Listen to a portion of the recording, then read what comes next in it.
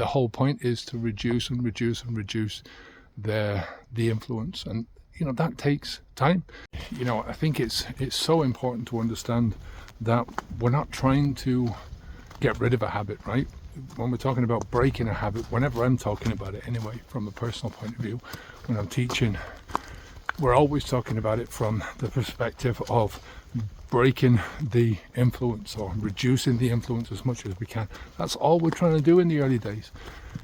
Those habits are there. Those habit pathways are always going to be there.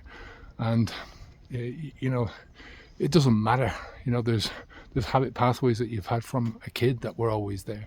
But they just don't influence you anymore. And part of that is through motivation, part of it is through triggers, part of it is through so many different aspects of this journey.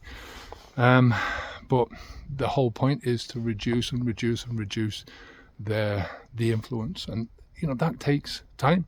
It takes time. It takes you moving in the opposite direction. You're moving towards something that you really want to do in life. And it's a good journey. It can be tough. So stop the flow, do the work. The work is moving away from the habit, reassigning a lot of the triggers that are happening, reassigning or changing a lot of the rituals and the sequences that were surrounding your habit. And you change it like that, But the biggest thing that you can do over the long term is to really reduce its influence is just by not doing it, And you're not doing it, you're reducing the motivation towards doing it, and you will eventually be so motivated to do something else, or it becomes such a part of your past that it's not a thing anymore, That's the idea. Take care.